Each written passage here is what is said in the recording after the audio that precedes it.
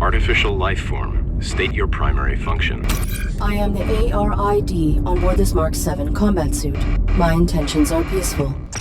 You should not be here. State your purpose. My primary function is to assist and protect the human pilot of this armored combat suit. I follow my operating parameters perfectly. All is more efficient than it was. I am bound to protect my pilot from anything. Irrelevant.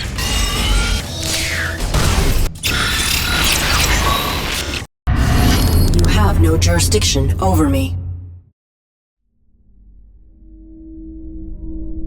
It's difficult to ignore the rise of horror games in the past few years from both the independent and mainstream studios. The advent of YouTube personalities screaming their way into internet fame from playing well-timed and well-planned out jump scares from your Slenders, Amnesias, and even your PTs have brought a plethora of horror games and clones with various degrees of success. However, there's also been a rise of quality writing to several horror titles. Developers have used the common tropes of the genre to express their own personal insecurities and to explore interesting stories. Sepulchre and Neverending Nightmares are perfect examples of this. One such example of quality storytelling through the lens of dark, frightening settings is an overlooked gem from 2014. Over the Moon's The Fall, the first game of a planned trilogy. The Fall is a passion project of Vancouver-based designer John Warner, a veteran of the industry having worked on Company of Heroes, Dawn of War 2, as well as some smaller indie titles. He found inspiration from some games from when he was a kid, jumping up and down with excitement. With The Fall, I'm going back to my roots, to make a game that kid might jump up and down for again. He did a lot of the hard work for The Fall already, and then launched a Kickstarter at the end of October last year. The goal of the Kickstarter to raise funds for more graphical and audio polish, including a full voice cast and ports to home consoles. The game was successfully funded and then some, but only with enough money to port the game over to the Wii U. He and his team then finished the game in less than a year and released it on Steam on May 30th and then later to the Wii U on August 26th. The game received positive reviews, while a few mediocre scores, and has since stayed a bit under the radar. I suspect that the name The Fall, while appropriate to the storyline, was a bit of a generic title, possibly being confused with the Tarsem film with the same name. But I'm guessing the trailer and the look of the game made people think it was a cheap man's version of The Swapper. The Swapper had a very impressive visual style, and The Fall had a more minimalistic look with a similar control scheme and less eye-catching artwork. The fact that you're seeing it on this little program, you can imagine people missed out on something pretty cool. The story begins with a man in a spacesuit falling onto an alien planet. He's in critical condition and needs immediate medical attention, but get this. You don't play as the man in the suit, but the artificial intelligence controlling the suit called ARID, or ARID. Basic Mark 7 system access routed to ARID AI. Primary objective, save my pilot. Using the suit's functions, she has to explore the planet that she's on and find medical treatment for the pilot inside, but that's not going to be as easy as it sounds. Arid herself has 3 rules very similar to the 3 laws of robotics from science fiction author Isaac Asimov. Arid must be obedient, must protect the active pilot, and must not misrepresent reality. In other words, like that of a Jim Carrey movie, she can't lie. As you may be able to guess with this setup, the ethics of robotics are the main theme of the game, and I'll touch on that a little bit later. For The Fall, Warner was inspired by aspects of 3 different games. The exploration and power-up progression aspects of Super Metroid, the atmosphere, look, and Kickstarter achievable style of Limbo, and especially the interactivity of classic point-and-click adventure games like Monkey Island. And that's exactly how to sum it up, a creepy point-and-click adventure game mixed with an action game. Using a 360 controller, gamepad, or Pro controller, it's set up so you can move your gun/flashlight around the environment using the right thumbstick and move with the left thumbstick. You explore different environments with your flashlight by finding different spots labeled with a small magnifying lens. Here you can select a small drop-down menu and select your items or to be able to interact with it. It works really well here with a nice streamlined interface to be able to solve puzzles and not have to pixel hunt for objects to find. The movement is also used for the cover-based combat system, where you have to duck behind cover and aim your gun to take care of enemies. This is the first big flaw of the game, whereas using the controller for this movement style is a bit counterproductive to aim at different enemies. While they can all go down fairly easily with 1 or 2 shots to the head, every time you move, you're also moving the right thumbstick and have to realign your shot every single time.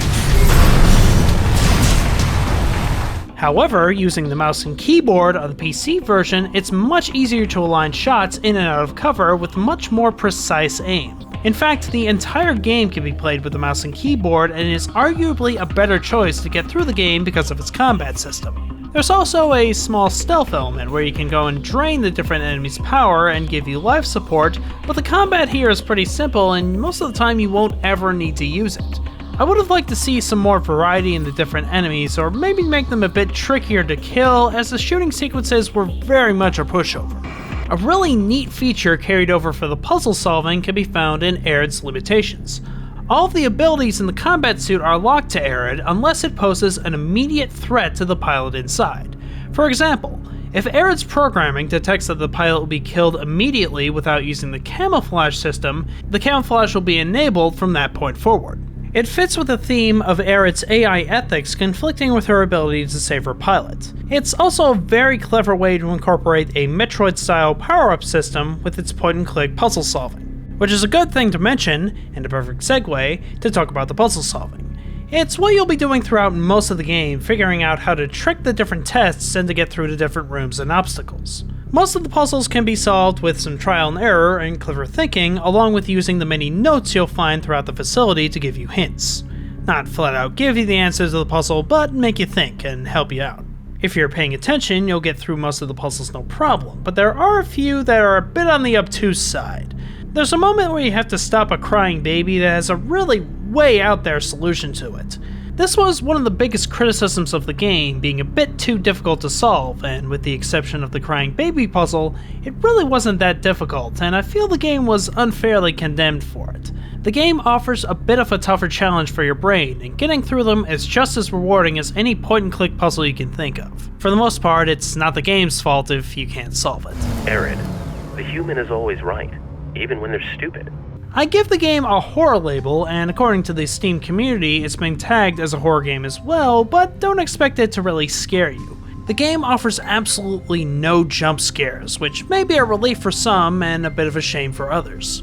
It has a lot of disturbing imagery in it and a dark atmosphere along with the context of what's happening in the story. Think of this as a more chill down your spine horror as opposed to something may jump and kill you at any second horror. I'd say it's about as much of a horror game as BioShock is a horror game, so it's really going to depend on your definition. The thing that really hits home here is the storytelling. Like I said earlier, the game focuses on the theme of AI ethics. One of the main supporting characters is the automated system administrator. After being cooped up in this place for months, it learned and perfected to sound like a human being with a personality and even a sense of humor. There are no human superiors available to assist you at this time. They must be working very hard. They're not working very hard. He's a fun character and a great counterbalance to Arid's more serious tone. The game also features a really terrific villain called the Caretaker. He's an android designed to evaluate faulty droids with strict guidelines and no excuses accepted. The voice acting throughout is pretty terrific, but the actor Alejandro Pacheco gives a terrific menace and authority to the Caretaker. Do not evaluate me. There are many mechanisms I oversee, and many roles I must perform. All is more efficient than it was. The game is all about what these characters do with their protocols and how they use it to survive or to meet their own purposes. And that doesn't exactly mean walking away with a clean conscience. Arid and the administrator have to make some very difficult decisions that fall into a moral gray area. It comes from both their own programming and points where they're going against their programming that would make for the best case scenario. And that's not just through dialogue, as the progression of the different power-up system ties right into the game's themes. There's also a really inspired moment of the dialogue system, like not being able to select lie when it could be able to get you out of a situation much more smoothly. The characters have a lot of great conversations about their own ethics and their own different choices in programming. Within the story, humans even created the AI to have these contradictions with their 3 laws of robotics, and that is exactly what the game is exploring. And he wants to serve his function. The purpose of function is to be served. Your statement is not insightful. It's really smart writing, and with its short length, no moment is wasted and everything is very well paced. This is the first part of a planned trilogy of games, but don't think that there's a big cliffhanger at the end or you feel cheated out of the whole picture. The ending gives closure to the story within this first chapter and makes it feel really complete for the first tale, while still leaving it open for more adventures. And not to give anything away, the ending here is phenomenal with a poetic final touch to the story.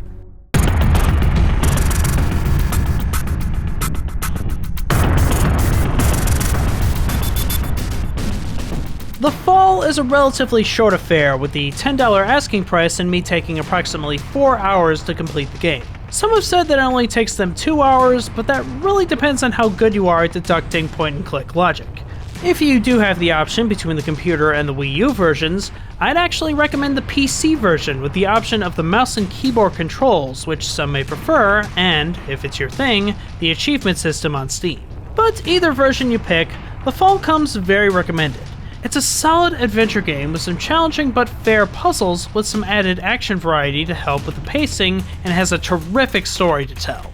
It'll leave you thinking about a lot of the ideas as presented, and while there's not a jump scare to be found, the ending will send chills down your spine.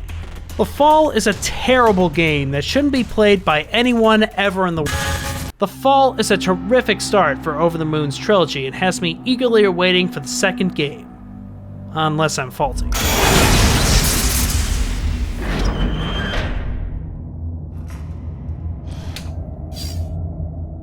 As always, thank you for taking a little bit of time to watch my video on The Fall. If you're interested in hearing about a few other indie games I enjoyed very much, feel free to click any of the annotations below. Also, thanks very much for being patient with my videos. I know they can take a very long time to come out, but with real life and job and other responsibilities, I can only do them when I can. So again, thank you very much for sticking around and watching, and have a great day.